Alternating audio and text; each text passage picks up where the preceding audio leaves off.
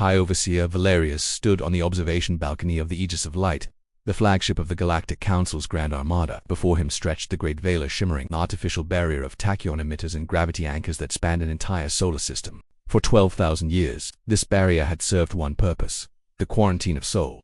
Status report, Valerius commanded, his voice a series of melodic clicks that echoed in the cavernous, sterile bridge. The veil is holding at 99% efficiency. High Overseer replied. Sentinel Crawl, a crystalline life form whose internal facets pulsed with a rhythmic blue light. However, Sensor Ore Thatnine has detected a localized distortion. It's small, smaller than a scout ship. Valerius felt a ripple of unease across his iridescent skin. The quarantine was the oldest law in the galaxy. The third planet was a biological nightmare, a world of tectonic instability, predatory ecosystems, and a species so volatile that the founding council had deemed their very existence a threat to the harmony of the stars. Humans were meant to stay in the dark, locked away until their sun eventually died or they destroyed themselves, whichever came first. Visual on the distortion, Valerius ordered. The massive view screen, capable of resolving a grain of sand on a moon's surface, zoomed into the void. At first there was nothing. Then, a tiny metallic shape glinted against the backdrop of distant stars. It was a crude, spindly thing, a collection of gold foil-wrapped cylinders, a large dish, and a small protruding arm holding a golden disc. The bridge fell into a silence so profound, the hum of the life support systems sounded like a roar. That is not a warp-capable vessel, Kroll whispered, his facets turning a confused, dim gray. It is powered by decaying isotopes. It is moving at sublight speeds. High Overseer, this craft has been traveling for over 5,000 years. Valerius stepped closer to the screen. Scan for life forms. None, sir. It is an automated probe, but it has just crossed the threshold of the veil. It didn't break the barrier. It was so slow, so primitive, that the automated defense grids ignored it. They are programmed to intercept high-energy signatures and warp jumps. This thing simply drifted through like a piece of space debris. How is that possible? Valerius hissed. The humans were in their Bronze Age when we sealed the veil. They shouldn't have been able to calculate an interstellar trajectory. They didn't just calculate it, Sir Kroll said, his voice trembling. Look at the trajectory data. This probe, Project Voyager, as the markings call it, wasn't aimed at a star. It was aimed at us. It was launched before they even knew we were here. It's not a weapon. It's a message. Valerius felt a cold dread settle in his chest. What does the message say? We are currently decoding the copper-gold disc attached to the side. It contains analog signals, sounds, images, sir. It contains the exact biological blueprint of the human race and the coordinates of their home. They sent their DNA into the void, hoping someone would find them. They are inviting us in, Valerius whispered. The fools, they have no idea why they were locked away, sir. A frantic cry came from the lower tech pit's multiple distortions. Not from the veil, from behind us. Valerius spun around. Report 7, no, 12 warp signatures detected. They are emerging from the shadow of the gas giant in this system. They are using the planet's gravity to mask their arrival. They aren't coming from the quarantine zone, sir. They're already in the sector. On the screen, the space behind the Grand Armada began to tear. Ships appeared. They were not the sleek, elegant vessels of the Council. They were brutalist, jagged slabs of black carbon and reinforced steel. They looked like knives designed to cut the throat of the universe. This is Admiral Sarah Vance of the United Earth Expeditionary Force. A voice boomed over the Council's secure frequency. It was a low, rasping voice, the sound of a species that had spent 5,000 years screaming into the dark. We found your probe, High Overseer, the one you sent to watch us. We took it apart. We learned your language. We learned your tech. And then, we decided it was time to come out and thank you for the protection personally. Valerius stared at the black ships. The Council had quarantined humanity to prevent them from ever reaching the stars. But in doing so, they had turned a planet into a pressure cooker. They hadn't stopped human evolution. They had weaponized it. Aboard the Use Requiem, Admiral Sarah Vance sat in a command chair that felt more like a throne. Her bridge wasn't sterile or bright. It was bathed in tactical red light, smelling of recycled air and ozone. Her crew didn't move with rhythmic grace. They moved with the frantic, lethal efficiency of hunters. Admiral, the Council flagship is hailing us, reported Commander Elias Thorne. They sound panicked. Let them simmer, Elias Vance said, her eyes fixed on the shimmering wall of the veil. 5,000 years of silence. They can wait another 5 minutes. Status of the stealth siphon, she asked. Operational, ma'am, the chief engineer replied. The Council thought the veil was a wall. They never realized that a wall is just a concentrated source of energy if you know how to tap into it. We've been bleeding their tachyon emitters for 3 decades. Every bit of power they used to keep us in, we used to build the ships that would let us out. This was the great human secret. The Council expected an enemy to bash their heads against the door. Instead, the humans had treated the quarantine like a free battery.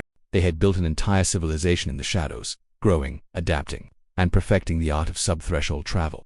Tell me about Project Voyager, Vance said softly. The probe reached them exactly as planned. Admiral, it acted as the ultimate Trojan horse.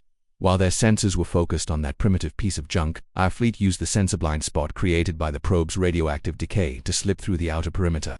They were so busy looking at our past, they didn't see our present. Vance smiled. It was a cold, dangerous expression. The Council had made one fatal mistake.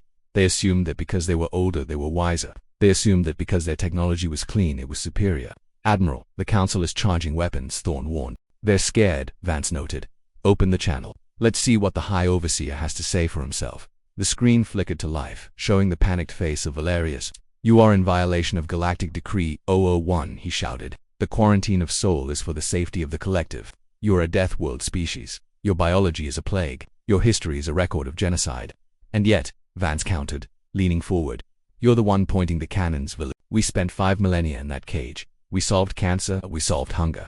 We stopped fighting each other because we realized the only real enemy was the wall you put around us. You didn't protect the galaxy from us. You protected us from the galaxy. You gave us a single, unified goal. Break the veil. You have no idea what you've done, Valerius stammered. The other species, they will see this. They will see that the Council can be bypassed. You will start a fire that burns the entire empire. That's the plan, Vance replied. We aren't here to replace your Council. We're here to show everyone else how to build their own keys. Now, lower your shields, or we'll see if your elegant ships can handle a salvo of human-made kinetic slugs. We don't use lasers, Valerius. We just throw rocks very, very fast. It's primitive, I know, but it's very effective. The Council chamber on Nexus Prime was in a state of absolute chaos. Holograms of panicked ambassadors from 1,000 worlds flickered in and out of existence. The news had hit the galactic net like a supernova. The humans have breached the veil. The quarantine has failed. Order, High Chancellor Mordic roared, his silver scales rattling with fury. Admiral Kethfer, give us the tactical reality. Kethfer, the veteran who had spent his life studying the human threat, looked older than his 200 years. The reality, Chancellor, is that we have lost the tactical advantage. The humans didn't just break the veil, they inverted it. They've hijacked the tachyon network. Currently, 40% of our long-range communication is being routed through human servers, our senator shrieked. They are primitives. They are not primitives, Kethfer said, his voice dropping to a somber whisper. They are engineers of necessity. We build things to be perfect. They build things to work. While we were debating the ethics of FTL travel, they were perfecting slingshot physics. They don't fly through space, they fall through it and catch themselves at the last second. It's insane. It's suicidal, and it's twice as fast as our fastest ships. What do they want? Mordic asked, his voice trembling. Territory, resources, revenge. They want the files, Kethfer replied. The files, the original data from 12,000 years ago, the real reason the quarantine was initiated. They've found the Voyager probe we sent into their system as a monitor, and they've decoded the hidden logs. They know, Chancellor. They know the quarantine wasn't because they were dangerous. The room went deathly silent. They know it was because they were immune, Kethfer continued. The great stasis that affected the rest of the galaxy. The biological decay that keeps our populations low and our lifespans short. The humans are the only species whose DNA resists it. We didn't lock them away to protect the galaxy. We locked them away because if they ever mixed with us, our genetic hierarchy would collapse. They are the alpha strain. We are the degenerates. Suddenly the main council hologram was overridden. The face of Captain Sarah Chunder, same officer from the Indomitable, appeared, but she wasn't on a bridge. She was standing in a garden on Earth, sunlight filtering through green leaves. Citizens of the galaxy, she began, her voice being broadcast to every screen in the Empire. For 12,000 years, you were told we were monsters. You were told the Project Voyager was a dream of a primitive race. It wasn't. It was a test. We knew you were watching. We knew you were afraid. She stepped closer to the camera. You quarantined us to keep your own power. You let millions of your own people die of the stasis because you were afraid of what a human-integrated galaxy would look like. You feared our vitality. You feared our pace. You feared that in 100 years, we wouldn't just be part of the Council, we would be the Council. She's lying, Mordic screamed. Cut the feed. You can't, Kethfer said, slumped in his chair. They're using the veil as an antenna. She's speaking through our own walls. We are coming to the core, Chen continued. Not with a fleet of conquest, but with a fleet of doctors. We have the cure for the stasis. We've had it for 300 years. We'll give it to any species that wants it. But the price is simple. The Council must fall. The quarantine is over, not just for us, but for all of you. Back at the edge of the Sol system, the Council's Grand Armada stood paralyzed. Admiral Vance watched the display as ship after ship in the Council fleet began to power down their weapons. The lesser species, the workers, the grunts, the pilots who had suffered under the Council's perfect order were refusing to fire.